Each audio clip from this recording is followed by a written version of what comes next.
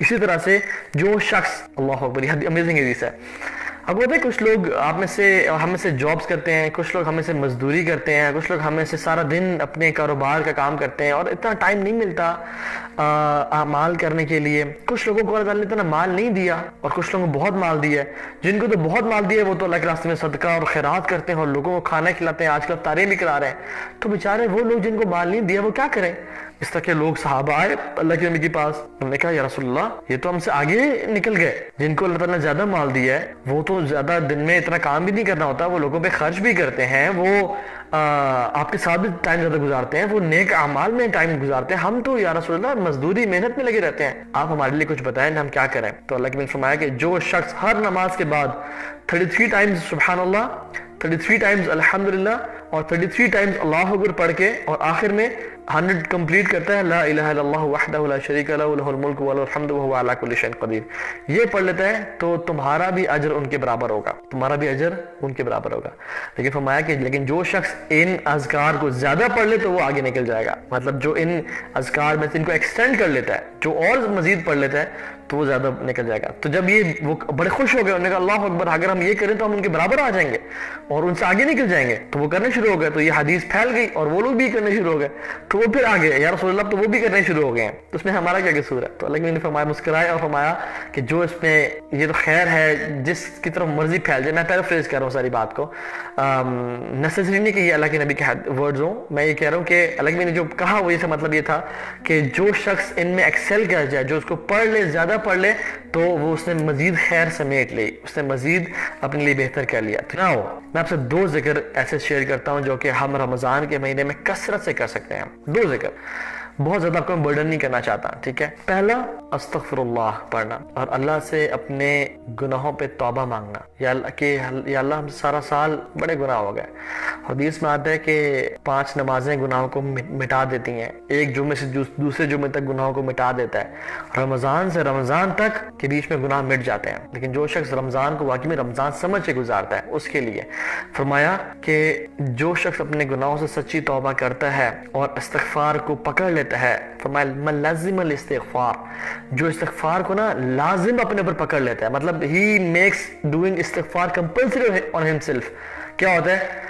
अल्लाह ताला क्या उसको देते हैं? 3 इनामात, जअलल्लाहु मिन कुल्ली ज़ीक़िन मख़रजा व मिन कुल्ली हम्मिन फ़रजा व रज़क़हु मिन हैसु ला यहतसिब। अल्लाह ताला मिन कुल्ली ज़ीक़िन मख़रजा, ज़ीक़ पता है किसको बोलते हैं? टाइटनेस को। जिंदगी में टाइटनेस है, हमारा नफ्स हम पे कभी कभी टाइट हो जाता है, हम इतना एंजॉय नहीं करते अपनी लाइफ को, माइशत फाइनेंसेस कभी टाइट हो जाते हैं, कभी डिप्रेशन एंजाइटी में बंदा चला जाता है, ये दुनिया की जिंदगी हम पे टाइट हो जाती है, हर तरह से टाइटनेस को उसको उस टाइटनेस से अल्लाह निकाल देते हैं। व मिन कुल्ली हम्मिन फरजा, और हर हम से, हर गम से, हर एंजाइटी डिप्रेशन से उसको निजात दे देते हैं। और फिर फरमाया वरज़क़हु मिन हैसु ला यहतसिब, और उसको वहां से रिज़्क देते हैं जहां से उसने कभी इमेजिन नहीं किया होता, तो वो जो हमने एक दफा वाक़या पढ़ा था ना कि इमाम अहमद बिन हम्बल रहमहुल्लाह रात को आए, मस्जिद में सोने की जगह नहीं मिली, एक नान बनाने वाले ने कहा कि आप मेरे साथ आ जाएं, अपने घर ले गया, नान को गूंदते गूंदते कह रहा था अस्तगफिरुल्लाह। इमाम अहमद हम्बल ही न्यू दिस हदीस, ने कहा तुमने इस इस्तिग़फ़ार का कोई जिंदगी में फायदा देखा है? कहा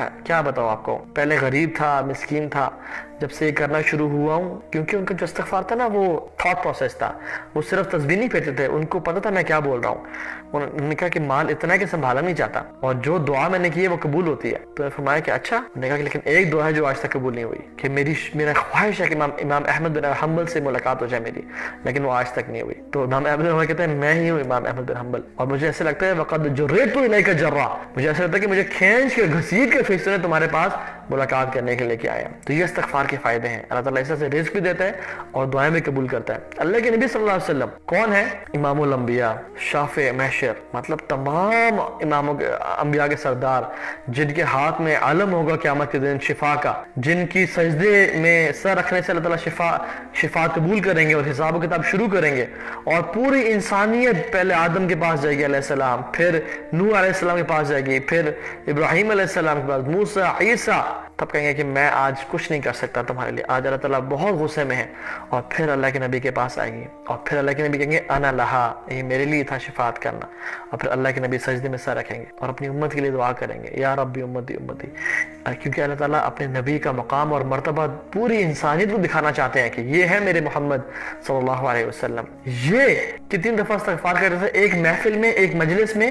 حدیث میں آتا ہے 70 سے 100 مرتبہ استغفار کرتے تھے، کچھ میں آتا ہے 70 دفعہ، کچھ میں آتا ہے 100 دفعہ۔ کیا پڑھتے ہیں؟ استغفر اللہ واتوب الیہ، استغفر اللہ واتوب الیہ۔ جب رسول اللہ صلی اللہ علیہ وسلم جن کے اگلے پچھلے گناہ معاف ہیں، جو اتنی اعلیٰ اور بلند ترین ہستی ہیں، جب وہ اتنے توبہ استغفار کر رہے ہیں، تو ہم کیوں نہیں کرتے؟ ہم کیوں نہیں ایسے کرتے؟ کیا ہمیں اپنے گناہوں سے ڈر نہیں لگتا؟ کیا ہمیں اس کا خوف نہیں ہے کہ ہمارے گناہ کہیں ہمیں جکڑ نہ لے اور ہمیں عذاب کا باعث نہ بن جائے؟ تو اس کو پکڑ لیں، اس کو اپنے لازم کر لیں۔ اور ایک اور حدیث میں آتا ہے قیامت کے دن جب نامہ اعمال کھولے جائیں گے نا، اور ہر انسان اپنے اعمال کو پڑھ رہا ہوگا، تو اللہ نے کہا کہ طوبی لمن وجد فی صحیفته استغفارا کثیرا، اس بندے کے لیے خوشخبری ہے، اس بندے کے لیے جنت کی ایک وادی ہے، اس وادی کا نام طوبہ ہے اور بڑی امیزنگ ہے۔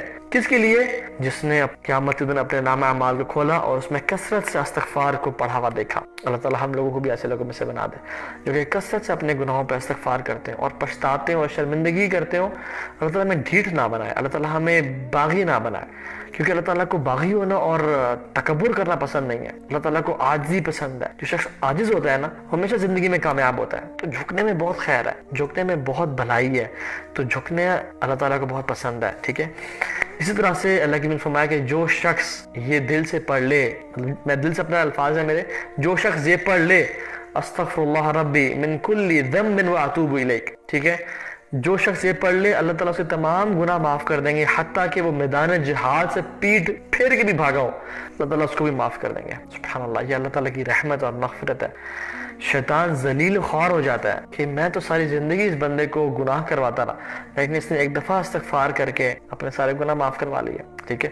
اس سے ایک اور دوسرا ذکر میں نے آپ سے پرومس کیا تھا، ایک تو استغفار ہو گیا، دوسرا ذکر جو کہ امیزنگ ہے، جس کو اپنے تھام کے رکھنا ہے، وہ یہ ہے رسول اللہ صلی اللہ علیہ وسلم پہ کثرت سے درود پڑھنا، کثرت سے درود پڑھنا۔ یہ بہت امیزنگ ذکر ہے۔ ایک صحابی آئے، انہوں نے کہا کہ وہ آ کے دعا مانگنا شروع ہو گیا اور بہت نہ اللہ کی تعریف کی نہ درود بھیجا دعا، تو انہوں نے کہا کہ قد عجلت، اللہ کی بھی نے کہا تم نے بہت جلدی کی ہے۔ تو انہوں نے کہا رسول اللہ میں کیا کروں؟ انہوں نے کہا کہ اللہ کی تعریف کرو، میرے پہ درود بھیجو، ٹھیک ہے۔ ایک اور واقعہ میں آتا ہے کہ ایک صحابی نے کہا کہ یا رسول اللہ کی نے کہا مجھ پہ درود بھیجو، کچھ پورشن اپنی دعا کا۔ تو انہوں نے کہا رسول اللہ میں اپنی دعا کا 1/3 آپ پہ درود بھیجوں گا۔ اللہ نے کہا ان شئت، تمہاری مرضی ہے، فَإِن زِدْتَ فَهُوَ خَيْرٌ لَكَ، اگر تم زیادہ کرو گے تو تمہارے لیے مزید بہتر ہے۔ تو رسول اللہ اوکے میں اپنی دعا کا آدھا حصہ آپ پہ درود بھیجوں گا اور آدھا حصہ اپنی دعا مانگوں گا۔ آپ نے کہا ان شئت، تمہاری مرضی ہے، فَإِن زِدْتَ فَهُوَ خَيْرٌ لَكَ، اگر تم زیادہ کرو گے میرے مجھ پہ درود پڑھنا تمہارے لیے بہتر ہے۔ اس نے کہا رسول اللہ اوکے، مطلب 2/3 میں اپنی دعا کا آپ پہ درود پڑھوں گا اور 1/3 میں اپنی دعا کروں گا۔ لیکن ان شئت فَإِن زِدْتَ فَهُوَ خَيْرٌ لَكَ، تمہاری مرضی ہے لیکن تم اگر زیادہ کرو گے تمہارے لیے بہتر ہے۔ اور پھر اس نے کہا کہ یا رسول اللہ میں ساری دعا آپ پہ درود پڑھتا رہوں گا۔ اللہ اکبر۔ اللہ نے کیا کہا؟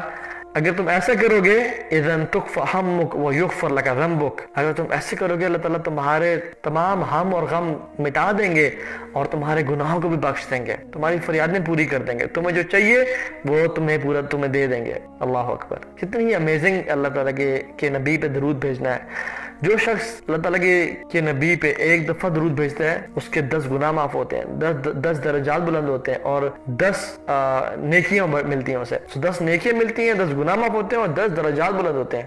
اور جنت کا ایک درجہ دوسرے درجے سے کتنا فاصلہ ہے؟